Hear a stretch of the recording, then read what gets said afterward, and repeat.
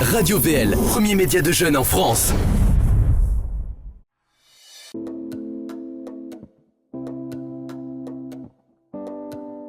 C'est comme le dit l'adage, hein, en France on n'a pas de pétrole mais on a des idées, ben c'est pareil, on n'a pas de pétrole mais on a des idées. Donc on arrive quand même à faire campagne en innovant et en faisant preuve d'imagination. Et je peux vous dire qu'avec tous les Français, tous les élus qui sont dégoûtés de la vie politique, les fameux grands partis ne sont pas si grands que ça, au contraire ils sont très très faibles. Moi j'ai effectivement eu l'expérience de deux partis politiques, l'UMP et l'UDI, et ces partis fonctionnent comme des casernes, on ne peut pas s'exprimer sans être excommunié ou qualifié de dissident. Moi ça m'est arrivé très très fréquemment. Et d'autre part, nous devons tous penser la même chose sur tout. Je trouve que par rapport à l'époque où l'on vit, les réseaux sociaux, où chacun a un droit d'expression exacerbé, garder ce type de fonctionnement dans les partis politiques français traditionnels, c'est juste une aberration. Justement, c'est ça aussi la liberté, pouvoir penser ce qu'on veut et de prendre des idées quand elles sont pertinentes pour le pays et non pas en fonction de l'étiquette politique.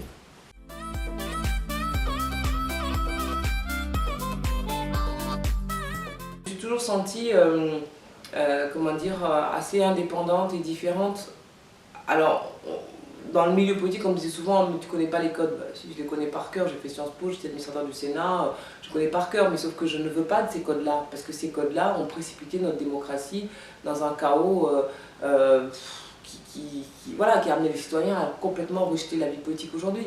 Donc, moi, je prends la politique comme un engagement temporaire, comme une mission, bénévole. Et souvent, il y en a même qui font ça en famille, puisque la femme, l'épouse ou le fils ou le mari peut être assistant parlementaire ou des choses comme ça. Et le problème, c'est que ça dure 20, 30, 40 ans. Donc il ne faut pas écouter, il faut regarder les faits, ce qu'ils ont fait jusqu'à présent. C'est là-dessus qu'il faut juger. Et moi, quand je regarde les faits, ben, je vois des hommes et des femmes qui, effectivement, pour beaucoup, sont totalement déconnectés. Donc, il ne faut pas compter, je pense, sur les responsables politiques en place pour comment dire, modifier la donne, parce que c'est leur demander de se tirer une balle dans le pied.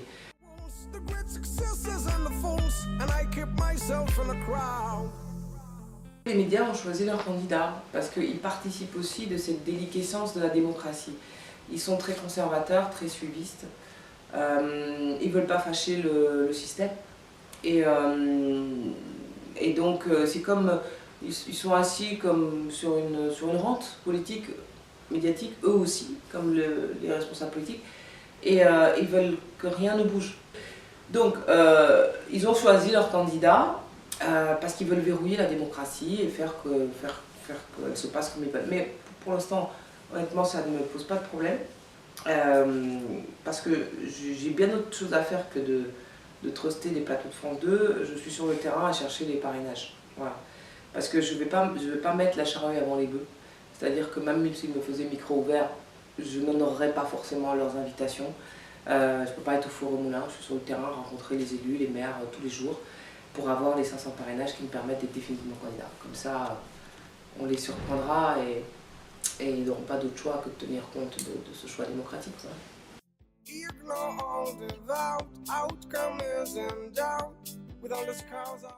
Le problème de ce type de mouvement, c'est que, moi je le disais au début, c'est qu'il ne pouvait pas durer. D'abord parce que trop de démocratie, tout la démocratie, hein. C'est-à-dire il faut même voter sur le principe de devoir voter. Mais à un moment, c'est plus possible, il faut trancher. Deuxième problème, il n'y avait pas de leader. Parce qu'ils ont décidé qu'il ne fallait pas qu'il y ait de leader. Enfin, il faut un leader dans tout, hein, pour montrer un chemin, indiquer une vision et être aussi une incarnation. Il n'y avait pas de chef, quoi. Et puis troisièmement, il est vrai que comment dire, il ne voulait pas le pouvoir. Il faut le pouvoir, sinon vous allez rester là, debout toute la nuit. Et à un moment, les gens sont fatigués, ils ne peuvent pas rentrer chez eux, parce qu'il ne se passe rien. Voilà. Faut aller au bout. Il faut aller au bout par l'action. Et l'action politique.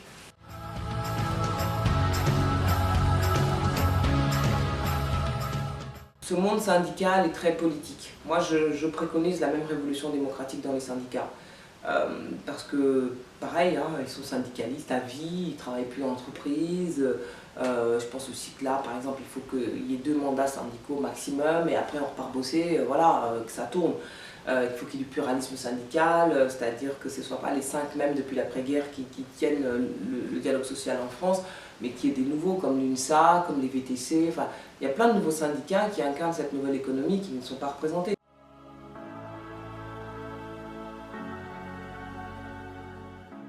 Les élus de la République sont très hypocrites parce que certains d'entre eux, dans certaines villes de France, ont largement pactisé avec des radicaux et ne sont pas les plus légitimes aujourd'hui à donner des leçons de laïcité. Voilà.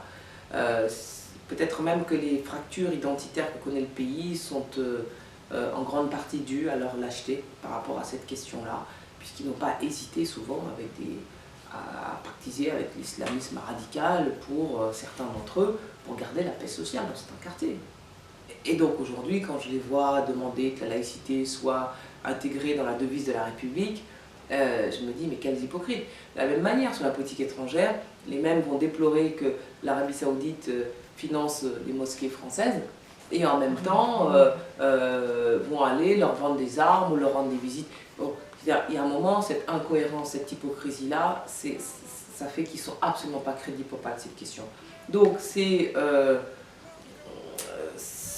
la panique, ils ne savent pas quoi répondre, c'est le bazar dans le pays, et ils disent n'importe quoi. Voilà. Et ça, c'est vraiment de l'irresponsabilité.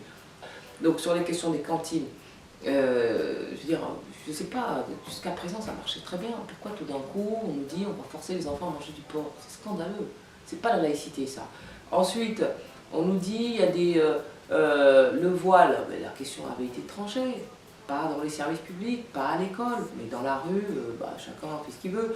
Donc, et il y a des tas de sujets comme ça sur lesquels il faut rappeler les règles de droit de base. Moi, ce que je dis simplement, c'est que la foi devrait être, c'est quelque chose, normalement, on m'a appelé ça comme ça, d'intime. C'est un rapport entre soi-même et Dieu. Donc, tout ce qui est revendication, je ne suis pas pour non plus.